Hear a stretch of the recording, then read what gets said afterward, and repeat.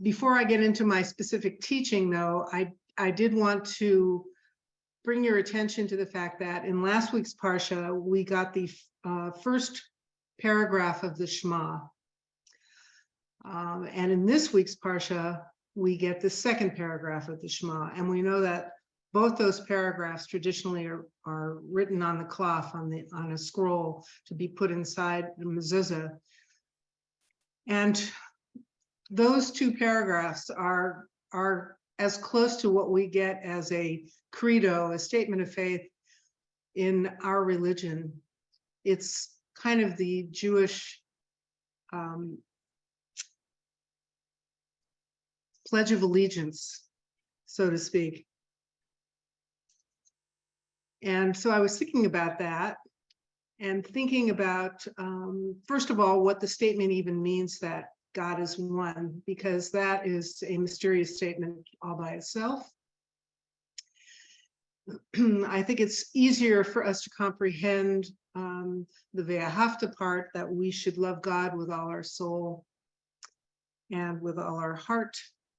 And then there's this word meodecha, which gets translated in a variety of ways. What does it really mean? Well, let me just give a little tiny Hebrew lesson. The word me'od in Hebrew means very, V-E-R-Y. It's just an intensifier. And you'll never come across the word used the way it's used in the Ve'ahavta, with all our meodecha, which means something like going beyond any natural boundary of what it is that we are trying to feel intensely. So we can understand what it means, or we at least can understand the words, what it means to love with all our heart and with all our soul. But this additional concept of meodecha, to me, has always meant, first of all, cannot be translated. And second of all, just the idea of going beyond everything that we would normally apply to an effort. And we are asked to go beyond that as well. So maybe there'll be a little bit of time at the end to talk about that. I did a lot of thinking about the Shema this week because of last week's Parsha and this week's Parsha. And I think it's really an important statement of faith, like I said, and then it gets concretized into our doorposts. Now, I have a mezuzah on my exterior doorpost next to my front door, but I don't have one on my back door, and I don't have any on the interiors of my home. And if you go to a person's home who's Orthodox, normally they have a mezuzah on every threshold. And as I was thinking about this week, I was thinking that now is probably a good idea for me to really think about it and put a mezuzah not only on my back door, but on my other thresholds. Because really the biggest problem that we have as Jews is not that we don't know what we're supposed to do. And if we're not sure, we've got a great guidebook, but it's that we forget instantly. And isn't this an incredible reminder that God has given us? Not just a reminder that we can read Torah, but a reminder when we look at the fringes on our talis, a reminder every time we cross a threshold, not only to think of the Shema and that statement of faith, but really as a metaphor for the entire Torah. So I need these constant reminders myself because I completely forget. Plus, it's very difficult to live in the moment of this kind of realization all the time. Life just moves way too fast. There's too many distractions. Plus, we get used to it. We get used to seeing the mezuzah, and we get used to doing certain rituals, which is why I really try to give some intention before I put on my talis and when I do the prayers. And actually, I'm so glad that I was given the opportunity to chant and sing the prayers for Friday night. At first, I was really apprehensive. I didn't know the tunes and to sing unaccompanied, and I don't really have a good voice. Then I just thought, just go for it. And now I'm so enjoying it. So thank you for indulging me with this. It's really been another wonderful experience for me to do this. So like I said, now I'm thinking of of doing a dedication and adding a mezuzah onto other doorposts, so that every time I walk through a threshold, and not just a threshold meaning a door, but a threshold in space and a threshold in time, I am reminded these are the words that I need to remember and to live by. Okay, just my little introduction about that. We're in Parshat EIKEV. EIKEV means consequence. The Stone Edition Bible translates it as reward, but actually it has more of a neutral connotation than that. Consequence, meaning here we are given this big statement of the Deuteronomic theology. It's really exposed in a very nice way in this week's Parsha, and then we get different tastes of it all throughout Sefer Devarim. And it's a stunning expression. Now, whether you believe in it or not, that's something completely different. And what do I mean by Deuteronomic theology? Basically, the idea that if we do what God tells us to do, and if we obey Torah law and we observe the mitzvot, we will be rewarded. And if we don't do that and we disobey, we will be punished. So what's set up here is a literary equation, kind of a balance of scales with a fulcrum in the middle. But as Rabbi Finley has pointed out many, many times, and as we know from our own lived experience of being people in this world, we know that the wicked prosper and the righteous suffer. And so it's very difficult to accept fully this idea of reward and punishment always being just. And of course, our sages in their wisdom put a whole book about this contradiction in our Bible, the book of Job, who really goes into the idea of confronting God about why Job was suffering and wanting to know what his transgressions were, which he never was told because there probably weren't any. So God is exposed. God is exposed in the book of Job as someone who made a really lousy bet with Satan. And Job ended up suffering as a consequence of it. Now, lots of translators and editors don't put that spin on the translation of the Hebrew, but Rabbi Finley has taught, not recently, but in the past, that the turning point in the book of Job, the reading of it, the accurate reading of it clearly shows that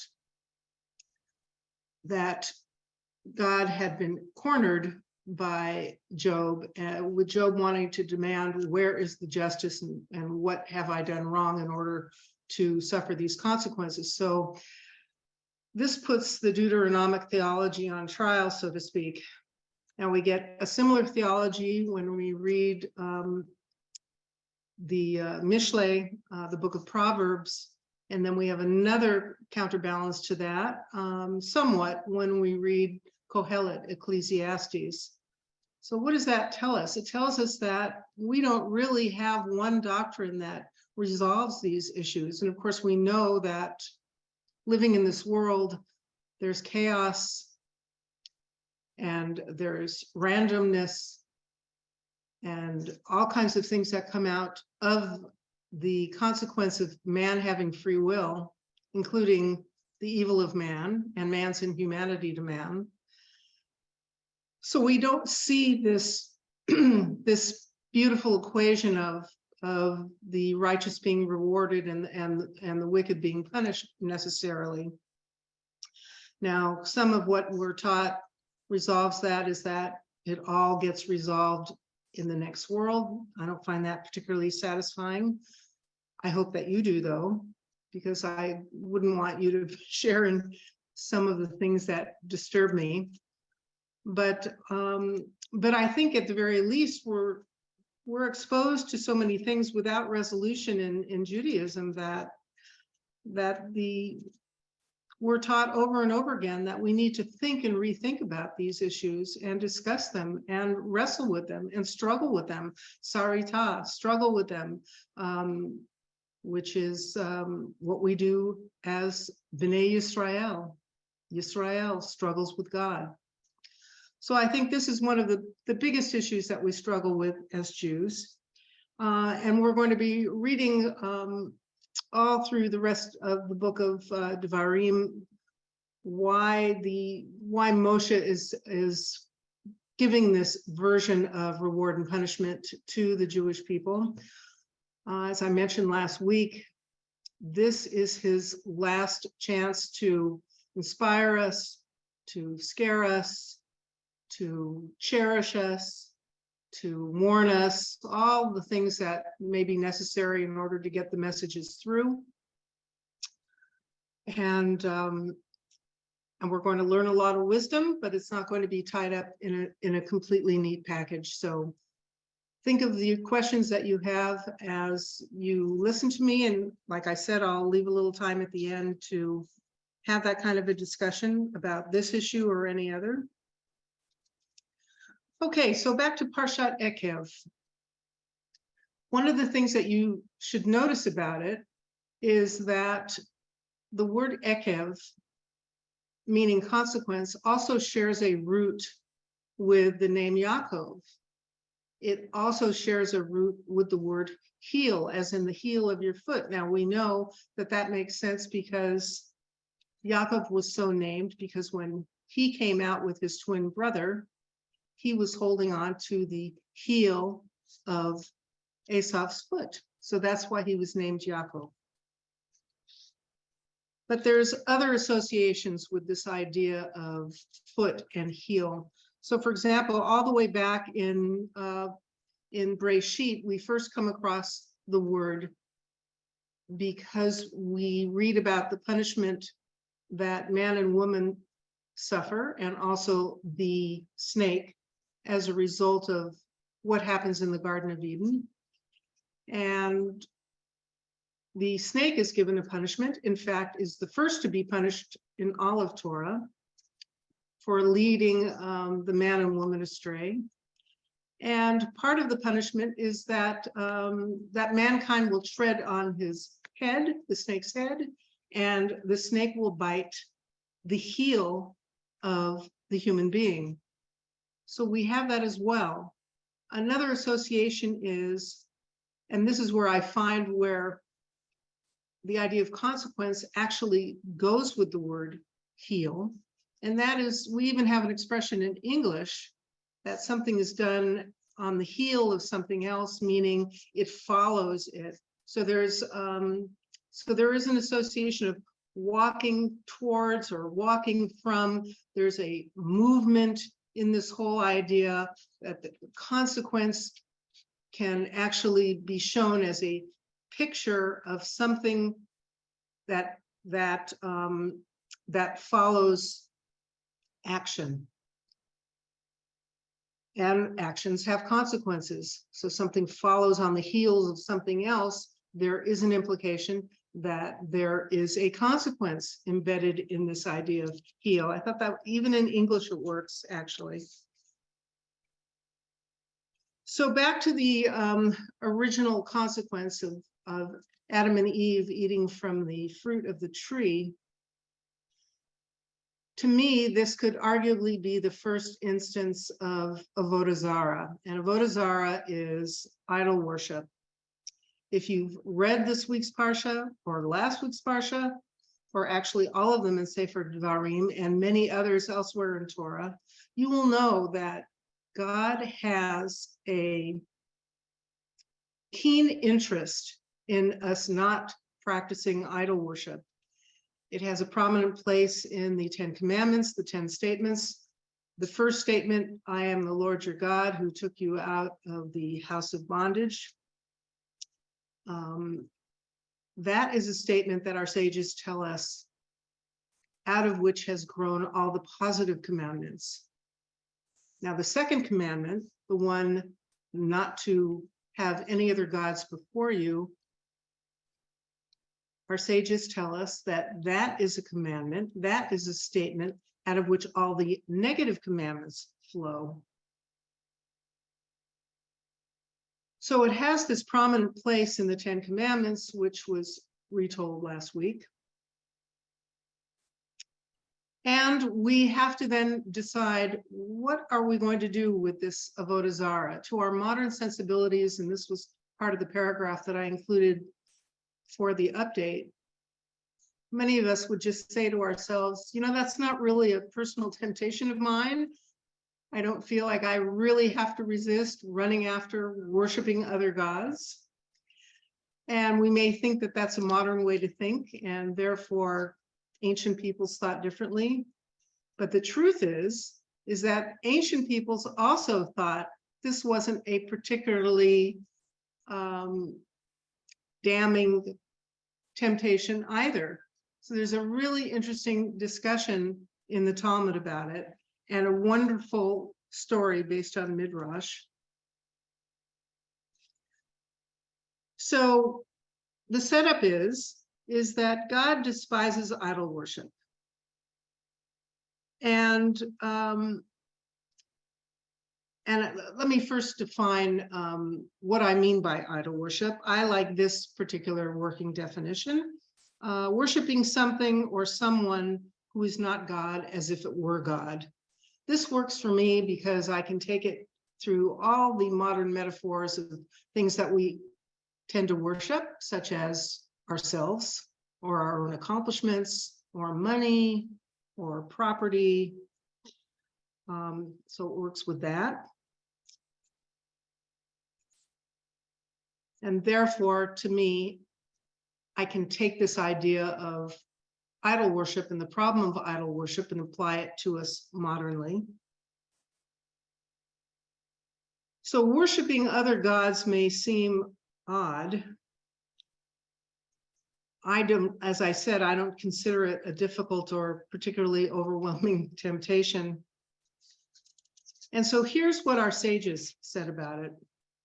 They also said, what happened to our yearning for idol worship? So even a couple thousand years ago, our sages were saying, why is the Torah so concerned with idol worship? This is not a problem that's plaguing us, meaning plaguing the people that were living during their time. So the Gemara, the Talmud at Yoma 69b, actually, if you guys like to look up any of the things that I talk about, tries to answer this question. And let me just give a little context of time here. The story in the Gemara takes place after the destruction of the first temple, and when the people are returning from exile to Israel. And their concern is not to repeat the same transgressions and therefore bring about the destruction of the second temple. So here's the story. The story is that there is a Yetzer Hara. The Yetzer Hara is our evil inclination. There is a Yetzer Hara specifically for avodah zarah, for idol worship. And this Yetzer Hara is the culprit in our story. So the sages then asked, what was the purpose of creating it in the first place, creating the Yetzer Hara for avodah zarah? Why does that even exist? So the Talmud tells us that the answer is so that the Jewish people can be given credit for resisting it. Not the kind of answer that I like particularly. So the sages at that time evaluated the risk-reward equation, and then they concluded that it would be better to destroy this desire, this Yetzer Hara for avodah zarah, even if it meant losing the reward for resisting it. So what follows is a very famous dialogue and a famous story that's in the Gemara, and I'm going to paraphrase it for you. It's very entertaining as well, and I'm sure many of you are familiar with it. So if we presume, and our sages believe, that succumbing to the evil inclination for idol worship was the underlying cause leading to the destruction of the first temple, and also to the burning of the sanctuary and the murder of the innocents and the murder of the righteous ones. Additionally, it caused the Jewish people to be exiled from the land. And they said, and it still dances among us, meaning the Yetzer Hara for idol worship still affects us. So the leaders say to God, didn't you give it to us for the sole purpose of our receiving reward for overcoming it? We don't want it. We don't want the reward.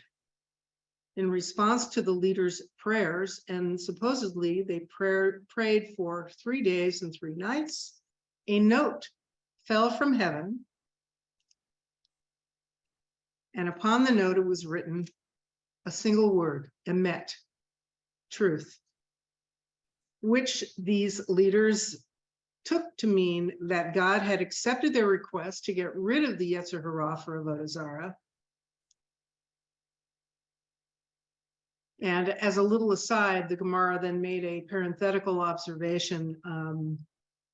They said that we learned from this note that had descended from heaven, that had the single word emet on it, that the seal of God is truth. So we'll just put that aside for a moment, get back to the little story. So after 3 days and nights of fasting, God delivered the evil inclination to the leaders in the form of a fiery lion cub. And it came out of the chamber of the Holy of Holies. So they said to each other, what shall we do to kill it? Perhaps, heaven forbid, they will have mercy upon it from heaven. So the prophet said to them, throw it into a container of lead and seal the opening with lead, since lead absorbs sound. So they did this. They imprisoned it, this Yetzer Hara for Avodah Zarah. They imprisoned it in a lead container. And then they saw that the people no longer felt this irresistible urge to worship other gods. They only wanted to worship the one true God. So that's the first part of the story. And that explains why we don't have that particular pull or yearning to this day. But here's the second part of the story. The same leaders and sages, thinking that, well, this one prayer was answered, perhaps this is a good time to pray to be delivered from other sins caused by the Yetzer Hara. So they decided to pray also concerning the evil inclination, but the one that governs sexual desire. And that Yetzer Hara was delivered into their hands as well. But the prophet Zechariah warned them that if you kill this evil inclination, the world will be destroyed, because there will no longer be any desire to procreate. So they followed this warning, they listened to this warning, and they imprisoned it instead of killing it. And after 3 days, they searched for a fresh egg throughout all of Israel and could not find one. The inclination to reproduce had been suppressed. The chickens stopped laying eggs. So the leaders then said, what should we do? If we kill this Yetzer Hara, the world will be destroyed. If we pray for half, meaning that only half its power be annulled, nothing will be achieved, because heaven does not grant half gifts, only whole gifts. This wasn't a heavenly law I was familiar with, but I thought it was funny and interesting. So then what did they do? They gouged out its eyes, effectively limiting its power, and then they set it free. And the effect was that a person was no longer aroused to commit certain types of forbidden sexual acts, such as incest. So I thought I would share this bit of Talmud with you, and perhaps it can provoke you or inspire you to read some Talmud. It's not just all about laws and interpretation of laws. A lot of the Talmud incorporates Agadah, which is the storytelling part, just like what I just shared with you now, and in fact incorporates some of the midrashim that we're all familiar with, stories that are even more ancient than most of the text in the Talmud.